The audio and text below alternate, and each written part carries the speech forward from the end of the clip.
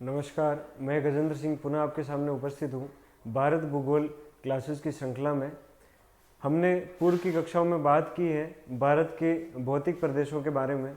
भारत के 5 भौतिक प्रदेशों उत्तरी पर्वतीय प्रदेश, उत्तर का मैदान, प्रायद्वीपीय पठार, तटीय मैदान और द्वीपों के बारे में हम विस्तार से चर्चा कर चुके हैं। साथ ही नक्शे में उनकी अवस्थिति और महत्वपूर्ण फैक्ट देख चुके हैं। तो भारत भूगोल की कक्षाओं में आगे का बिंदु होगा हमारा भारत का अपवाह तंत्र। तो पहले मैं बात करूंगा कि अपवाह तंत्र क्या होता है, नदी, सहायक नदी, वितरिका और जो भी शब्दावली, जो भी भौगोलिक शब्दावली नदी तंत्र के लिए उपयोग की जाती है उसके बारे में हम बात करने वाले हैं। तो आइए शुरू करते हैं भारत के अपवाह तंत्र को। उससे पहले हम बात करेंगे अपवाह तंत्र और उससे जुड़ी स्थलाकृतियों की। तो बिंदु है हमारा अपवाह तंत्र। अब मैं आपको बिल्कुल सिंपल और शॉर्ट तरीके से बताता जाऊंगा, ये आपको कहीं भी रटने की आवश्यकता नहीं है। तो आप इसको अच्छे से ध्यान से समझें और मस्तिष्क में उतारने का प्रयास करें। सबसे पहले हम बात करेंगे नदी की। अब नदी होती क्या है? नदी हम सब ने देखी है कि नदी कैसी होती है, पर नदी होती क्या है इसके बारे में अगर हम बात करें तो एक सामान्य सी परिभाषा में दूंगा कि दो प्राकृतिक तटों के बीच, तट कौन से? प्राकृतिक, दो प्राकृतिक तटों के बीच, तट कैसे होना चाहिए? प्राकृतिक। तो दो प्राकृतिक तटों के बीच स्वाभाविक, कोई उसमें मानवीय हस्तक्षेप नहीं हो, स्वाभाविक रूप से बहने वाले जल को नदी कहा जाता है। तो स्वाभाविक रूप से बहने वाले जल को नदी कहा जाता है। तो ये तो बात हो गई बहुत ही सामान्य सी परिभाषा कि नदी क्या होती है। परिभाषा को आप अगर प्रैक्टिकल सोचेंगे तो यही आएगा कि दो तट होंगे, कैसे होंगे? प्राकृतिक होंगे। ये शब्द थोड़ा सा ध्यान रखें आप, प्राकृतिक तट। उसमें स्वाभाविक रूप से जो पानी बहेगा उसको हम किसकी संज्ञा देते हैं?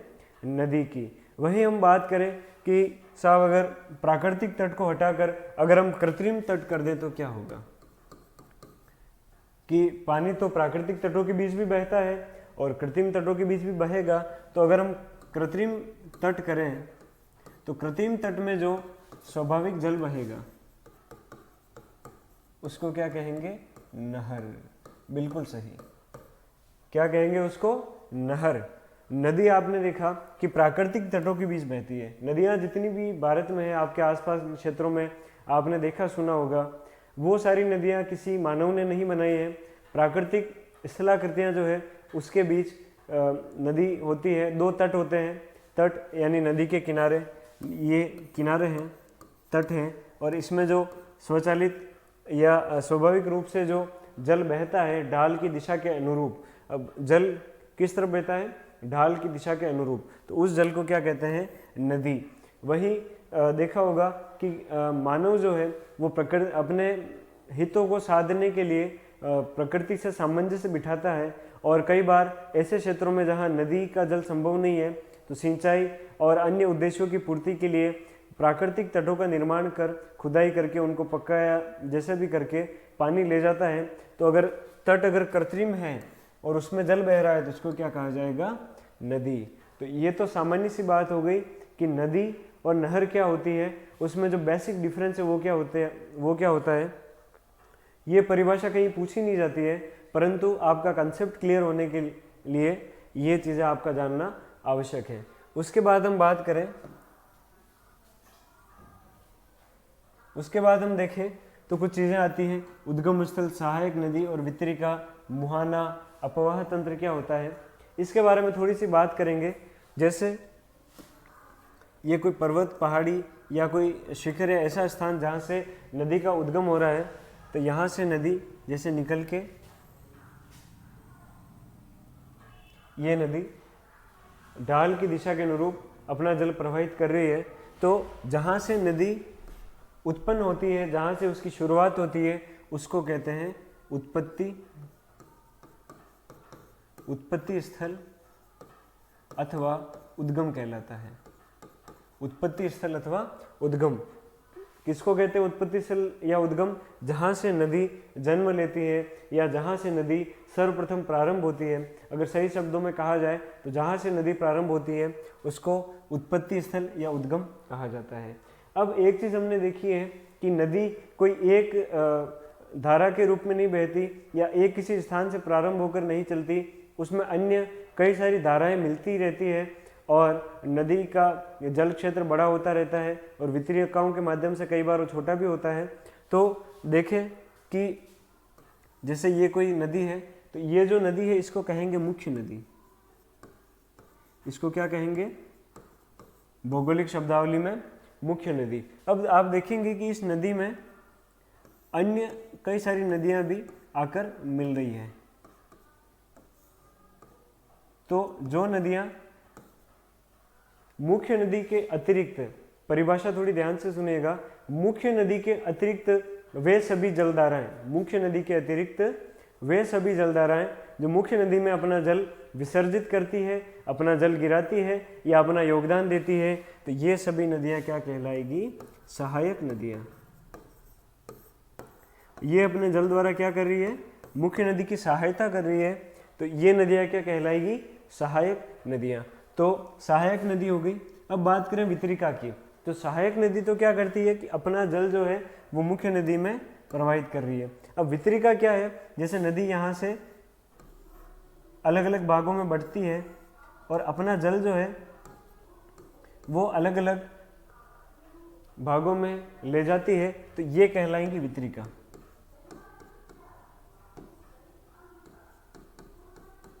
वितरिका कहलाएंगी। आप देख रहे होंगे कि ये जल धाराएं तो अपना जल मुख्य नदी में डाल रही है, विसर्जित कर रही है या अपना योगदान दे रही है, तो ये नदियां कहलाएंगी सहायक नदियां। और ये जो जलधाराएं हैं ये मुख्य नदी का जल अलग अलग भागों में बांट रही है, वितरित कर रही है। क्या कर रही है? वितरित कर रही है। तो ये जलधाराएं क्या कहलाएगी?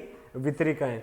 उसके बाद अपवाह तंत्र। अब अपवाह तंत्र जो है वो मुख्य नदी और उसकी सहायक नदी। अब अपवाह तंत्र की सिंपल सी परिभाषा दूं मैं तो मुख्य नदी, सहायक नदी, इसमें वितरिका को भी ले सकते हैं,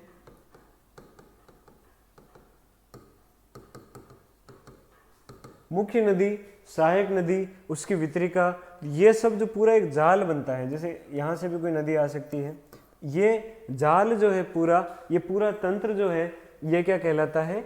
अपवाह तंत्र।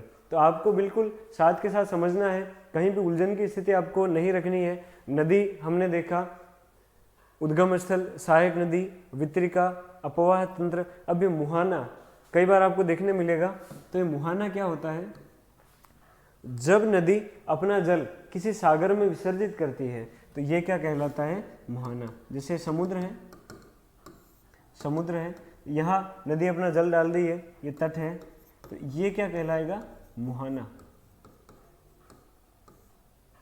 मुहाना यानी वह स्थल जहाँ नदी अपना जल सागर में विसर्जित करती है, सागर या सहायक नदी अपना जल जहाँ मुख्य नदी में विसर्जित करती है तो वो नदी का मुहाना कहलाता है। या यूँ कह सकते हैं नदी का जहाँ एंड जहाँ होता है, अंत जहाँ होता है, वो नदी का मुहाना कहलाता है। अब एक आप देखेंगे कि नदी का दायां तट यानी राइट हैंड साइड में बायां तट, लेफ्ट हैंड साइड, ये कई बार एग्जाम से पूछा जाता है और नदियों से इसी प्रकार के प्रश्न अधिकतर पूछे जाते हैं कि बाएं तट पर मिलने वाली नदियां या दाएं तट पर मिलने वाली नदियां। तो हम देखेंगे कि बायां तट और दायां तट क्या है। तो नदी जिस दिशा में प्रवाहमान है, जैसे अगर इस दिशा में नदी प्रवाहित हो रही है तो ये वाला कौन सा भाग हो जाएगा? ये LHS, लेफ्ट हैंड साइड हो जाएगा। अगर नदी इस भाग में प्रवाहित करे तो आप उनमें हाथ की स्थिति के अनुसार भी देख सकते हैं, ये तो हो जाएगा लेफ्ट हैंड साइड और ये बचा हुआ क्या हो जाएगा? Right hand side. तो लेफ्ट हैंड साइड को हम कहेंगे बायां और राइट हैंड साइड को कहेंगे दायां। अब जैसे बात करें कि ये नदी अगर मुड़कर यूं हो जाती है तो अब नदी का मुख इधर की तरफ हो गया है, तो राइट हैंड साइड ऊपर आ जाएगा और लेफ्ट हैंड साइड नीचे आ जाएगा। तो ये बहुत ही सिंपल सा कंसेप्ट है, पर कई बार प्रतियोगी परीक्षाओं में गलत करवा देता है प्रश्न। तो ध्यान रखें कि नदी का बायां या दायां भाग या बाएं तट या दाएं तट को निर्धारण क्या करता है कि नदी की प्रवाह की दिशा क्या है। तो इस हिसाब से आप देख सकते हैं कि नदी का मुंह जिस तरफ होगा, नदी जिस तरफ प्रवाहमान हो रही होगी, तो उसके हिसाब से दायां और बायां तट निर्धारित किया जाएगा। उसके बाद हम बात करें कि जल विभाजक।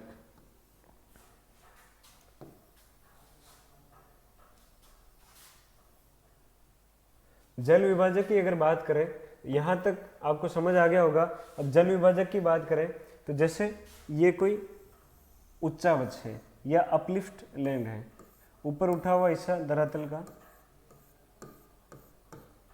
अब जैसे बारिश होती है, जैसे वर्षण हो रहा है, तो ये इधर का जल इधर और यहाँ का जल ये, तो जल को जलधाराओं को विभाजित करती है। तो सिंपल सा है कि स्थल पर उठे हुए वे भूभाग जो जल को विभाजित करते हैं क्या कहलाते हैं? जल विभाजक। और ये जल विभाजक हमेशा ऊपर उठे हुए क्षेत्र ही होंगे। कौन से होंगे? ऊपर उठे हुए क्षेत्र। तो ये सिंपल सा है, आप समझ पा रहे होंगे कि जब कोई ऊपर उठा हुआ हिस्सा होता है और जल को अलग अलग भागों में बांट देता है तो उसको क्या कहेंगे?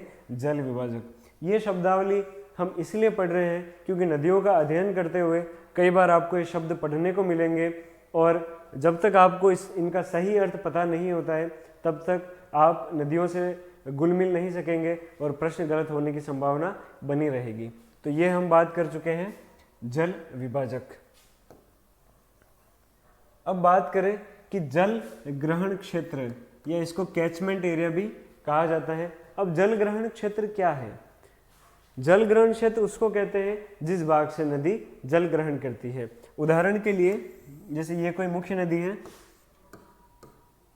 इसमें सहायक नदी आकर मिल रही है, तो ये पूरा क्षेत्र जहां से नदी क्या करती है? जल ग्रहण करती है, तो वो क्या कहलाता है? आपका जल ग्रहण क्षेत्र। सामान्य सी बात है कि वह भूभाग या वह स्थलखंड या वे भाग जिनसे नदी और उसकी सहायक नदी अपना जल ग्रहण करती है, तो उसको तो कहते हैं हम जल ग्रहण क्षेत्र। और जिस भाग से नदी बहती है, अब देखेंगे कि जल ग्रहण क्षेत्र में ये पूरा क्षेत्र आएगा जहाँ से नदी बह रही है, नहीं, जहाँ से नदी अपना जल ग्रहण कर रही है। और बेसिन के अंतर्गत क्या आएगा? बेसिन के अंतर्गत केवल वे भाग आएंगे जिनसे होकर नदी बहती है। जिनसे होकर क्या बहती है? जिनसे होकर नदी बहती है। यानी बेसिन के अंतर्गत में बात करूं तो ये सारा इलाका, ये सारा क्षेत्र जो मैं आपको दर्शा रहा हूं, ये किस में आएंगे? नदी बेसिन के अंतर्गत। और जल ग्रहण क्षेत्र में क्या आएगा? जिस भाग से नदी जल ग्रहण करती है। तो ये सामान्य सा अंतर है किसमें? जल ग्रहण क्षेत्र में और बेसिन में। अब आप आसानी से बता पा रहे होंगे कि जल ग्रहण क्षेत्र व्यापक होता है या बेसिन, तो आपको देखते ही पता चल जाएगा कि जल ग्रहण क्षेत्र क्या होता है, ये थोड़ा सा व्यापक होता है। तो ये कुछ चीज़ें हैं, यहाँ तक आपको आशा करता हूँ समझ आ गई होगी कि जल ग्रहण क्षेत्र क्या होता है और बेसिन क्या होता है। चलिए आगे बात करें। तो गोखुर झील, इसको ऑक्स बो लेक भी कहा जाता है, यानी गाय के खुर के समान जो झील है। अब गोखुर झील क्या होती है, किस तरीके से बनती है, हम जब नदियों का अध्ययन करेंगे तब गोखुर झीलों के बारे में भी पढ़ेंगे। तो जान लेते हैं कि गोखुर झील क्या होती है और किस प्रकार से बनती है। अच्छा, एक चीज़ और बता दूं मैं आपको, नदी विसर्प, एक और पढ़ेंगे हम, नदी विसर्प। नदी विसर्प करके भी एक स्थलाकृति होती है। अच्छा, ये जो चीज़ें आप अगर अपने नोटबुक में बनाना भी चाहें तो वीडियो पॉज करके आप आराम से बना सकते हैं। मैं आपको बस बताता जा रहा हूँ, या सीधे तौर पर अगर आप समझे तो भी ठीक है। नदी विसर्प क्या होती है? अब नदी यूं तो है ही नहीं। अब एक चीज़ है कि नदी यूं तो है ही नहीं कि बिल्कुल सीधी रेखा में गतिमान होगी, क्योंकि धरातल हमेशा एक सा नहीं है। तो धरातल जब एक सा नहीं होता है तो नदी जब सर्पिलाकार आकृति में बहती है, जैसे नदी है ये सर्पिलाकार आकृति में बहती है, तो इसको क्या कहते हैं, नदी विसर्प, नदी विसर्प कहते हैं। अब एक चीज़ जो हमने जानी कि नदियाँ कई बार क्या है कि अवसाद इकट्ठा होने की स्थिति में अपना मार्ग भी परिवर्तित कर देती है। नदियाँ क्या करती है, अवसाद इकट्ठा होने की स्थिति में अपना मार्ग भी परिवर्तित कर देती है। जैसे कि मैं आपको उदाहरण दूँ, ये नदी है, अब यहाँ पर क्या है कि अवसाद जमा होने लग गए, क्या होने लगे, अवसाद जमा होने लगे, तो नदी का जल क्या है कि सीधे यहाँ से मिल गया। अब ये नदी इस प्रकार नहीं होके इस प्रकार है, जो भी है, मतलब ये हिस्सा यहाँ आपका बच गया है। तो ये हिस्सा जो बच गया है गाय के खुर के समान, ये जो बचा हुआ हिस्सा है, स्थिति है, अब इसमें जब नदी में से जल आएगा इधर से या इधर से भी, तो ये हिस्सा एक झील के समान हो जाएगा। तो इसको क्या कहेंगे हम, गोखुर झील। तो आशा करता हूँ गोखुर झील आपको समझ आ गई होगी। अब बात करें अवसाद की। अवसाद क्या है, नदीय अवसाद। हम बात करेंगे किसकी, नदीय अवसाद की। तो मेरे ख्याल से हम पूर्व में भी चर्चा कर चुके हैं कि नदीय अवसाद क्या होता है। हम देखें कि अगर इसकी सामान्य सी परिभाषा में अगर आपको दूं तो नदी उसके जल के अतिरिक्त जो भी बहाकर लाती है उसे क्या कहते हैं हम, नदीय अवसाद। जैसे बात करें कि नदी जल अपने साथ जल के अलावा क्या बहा कर लाता है, तो हम बोल सकते हैं मृदा यानी मिट्टी, सोइल, कंकड़ पत्थर के बाद हम बात करें पेड़ पौधे, या वे सभी चीज़ें जो आप देख सकते हैं कि जल के अलावा जितनी भी चीज़ें साथ में आ रही है, तो वो सब किस में आएंगी, नदीय अवसाद के अंतर्गत। अब नदीय अवसाद जब आते हैं, अब एक आप ध्यान रखें, जैसे पर्वत है, यहाँ पर जब बारिश होगी तो यहाँ की बारीक मिट्टी बह के कहाँ आ जाएगी, मैदानी इलाकों में, ये मैदान है, मैदानी इलाकों में जमा हो जाएगी। अब जब बारीक मिट्टी आ रही है और हर वर्ष बारिश होती है, हर वर्ष मृदा बह के मैदानी क्षेत्रों में आती है, तो ये मृदा है, इसमें खनिज लवणों की मात्रा भरपूर मात्रा में होगी और इसको क्या कहेंगे, जलोढ़ मृदा, जलोढ़ मृदा कहेंगे। और जलोढ़ मृदा की क्या खासियत होती है, ये बहुत ही उपजाऊ होती है। कैसी होती है, बहुत ही उपजाऊ होती है। ठीक है, तो ये हम बात कर चुके हैं, अवसाद की बात कर ली हमने, जलोढ़ मृदा की बात कर ली। ये यहाँ तक आपको क्लियर हो जाना चाहिए। आगे हम बात करें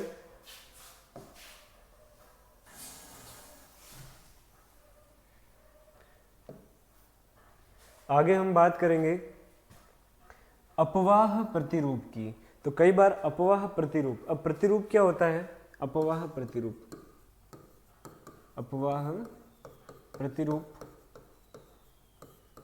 अपवाह प्रतिरूप वो होता है जब नदी अपने मार्ग में बहते हुए, नदी प्रवाहित होते हुए प्रवाहित होती हुई जिस प्रकार की आकृतियां अथवा प्रतिरूप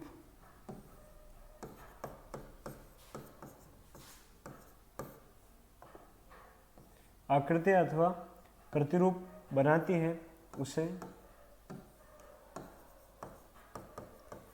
जो भी आकृतियां प्रतिरूप बनते हैं उसे क्या कहेंगे, अपवाह प्रतिरूप। ठीक है, तो ये अपवाह प्रतिरूप कितने प्रकार के होते हैं ये हम बात करेंगे अभी।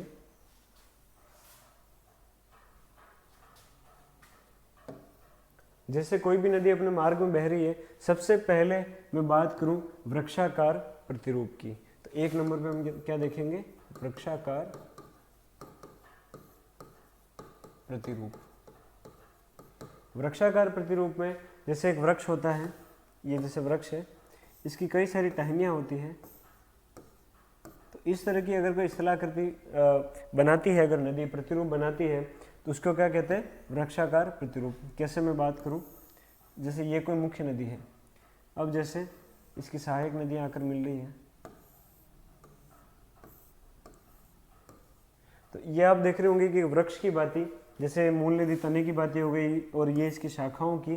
तो नदी प्रवाहित होती हुई अगर अपने प्रवाह मार्ग में वृक्ष के अनुरूप जो प्रतिरूप बनाती है, तो उसको क्या कहा जाता है? उसको वृक्षाकार प्रतिरूप कहा जाता है।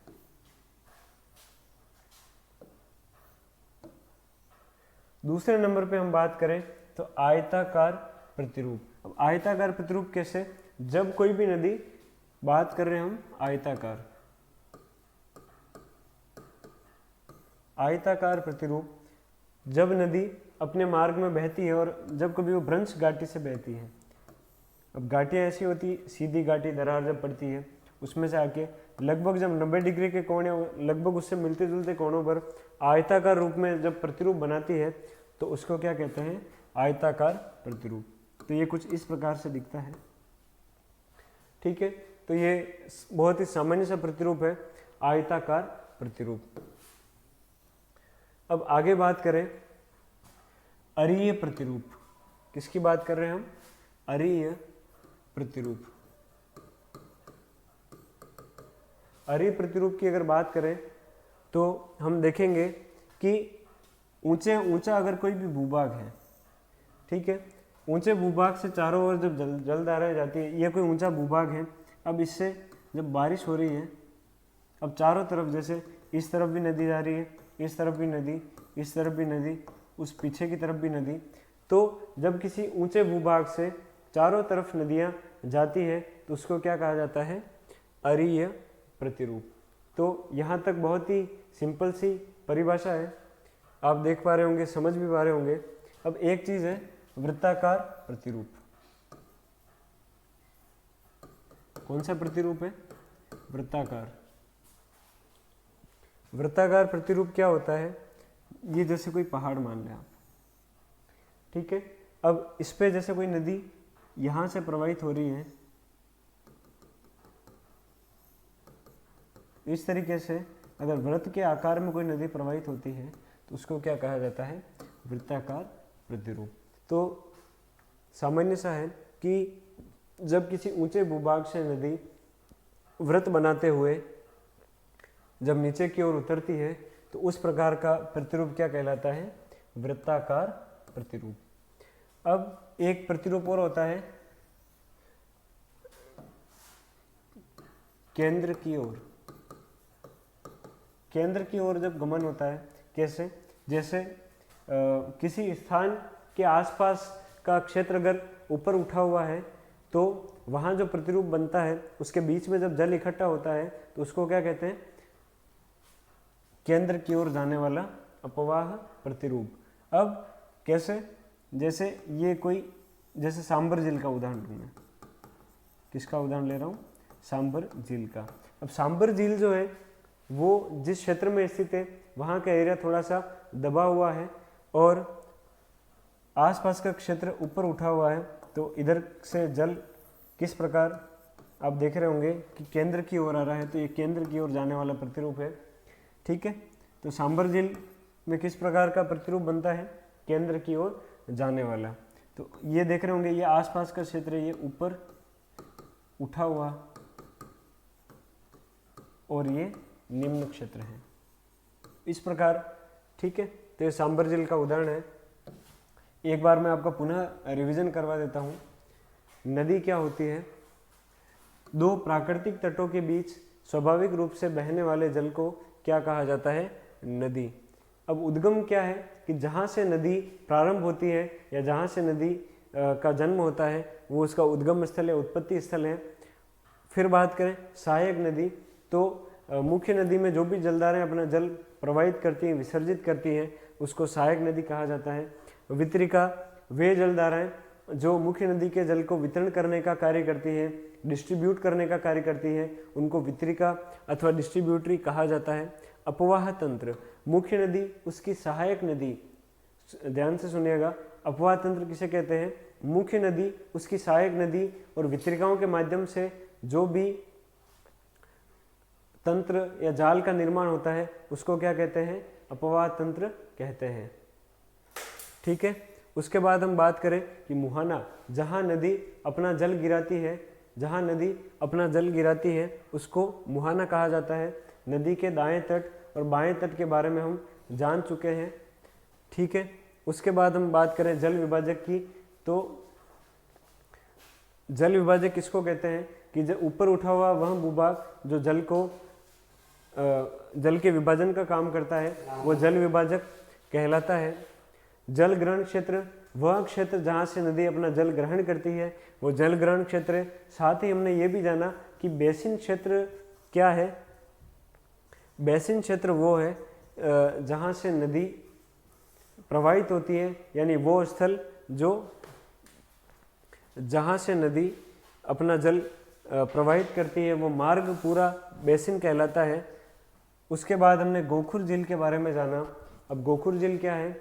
गोखुर झील का मतलब है कि जब नदी विसर्प बनते हैं और नदी किसी कारण अपना मार्ग परिवर्तित कर देती है तो जो विसर्प का एक हिस्सा होता है गाय के खुर के समान या गोखुर जिसको कहा जाता है उस आकृति में जब बनता है उसको गोखुर झील कहा जाता है।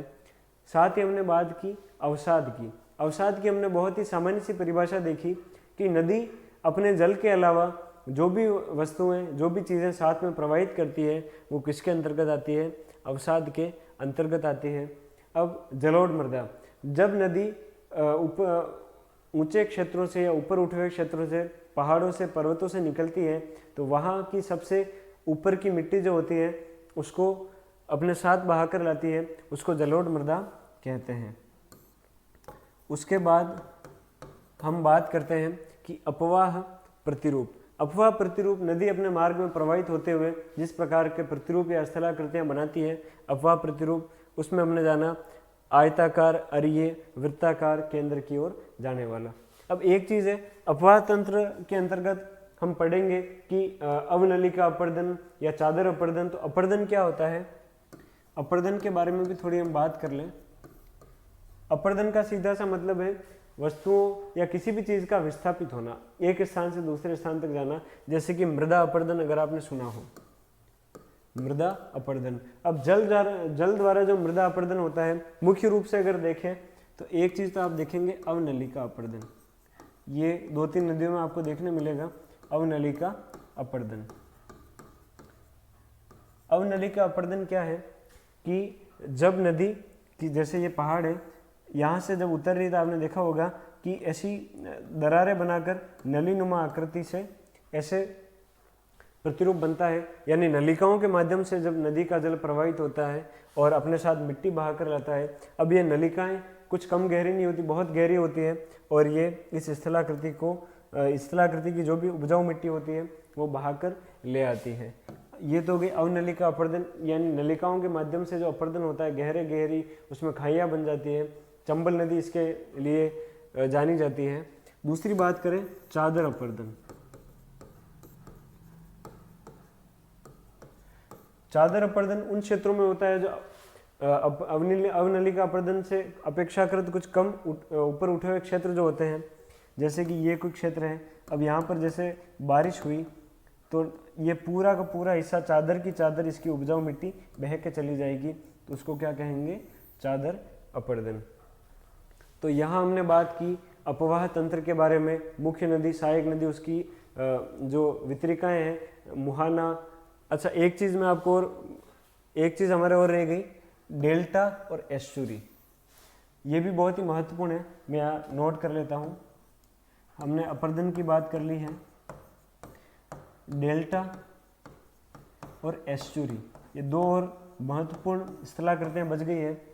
अब मुहाना, अब मुहाने पे आए। मुहाना हमने क्या पढ़ा कि जब नदी अपने अंतिम रूप में होती है, अंतिम स्थल क्या कहलाता है? मुहाना। अब जैसे नदी अगर किसी तटीय क्षेत्र में जा रही है और उसका ढाल जो है लंबा है, तो इस प्रकार जैसे मुख्य नदी है तो वो यहाँ अवसाद जमा हो जाते हैं बीच बीच में, और इस प्रकार से जल धाराओं के रूप में सागर में अपना जल गिराती है। तो ये इस प्रकार की एक त्रिभुजाकार आकृति बनती है और इसको कहते हैं डेल्टा। ठीक है, डेल्टा की कभी परिभाषा नहीं पूछी जाती, बस ये पूछा जाता है कौन सी नदियाँ डेल्टा बनाती है अथवा नहीं, तो डेल्टा हल्का से याद रखें। तो ये तो बात करें जब मुख्य नदी अलग अलग वितरिकाओं में के माध्यम से अपना जल समुद्र में गिराती है, डेल्टा कहलाता है। अब बात करें एस्चुरी, जब नदी सागर की ओर जैसे गिर रही है और उसका ये जैसे कोई भूभाग है, यहाँ से नदी प्रवाहित हो रही है और बिल्कुल इस प्रकार से अगर सागर में अपना जल गिरा रहे बिना डेल्टा बनाए, तो इसको सामान्य भाषा में एस्चुरी कहा जाता है। ठीक है, ये सामान्य सी बात होगी डेल्टा की और एस्चुरी की। अब एक चीज़ और है, जलप्रपात, जैसे ये कोई भूभाग है,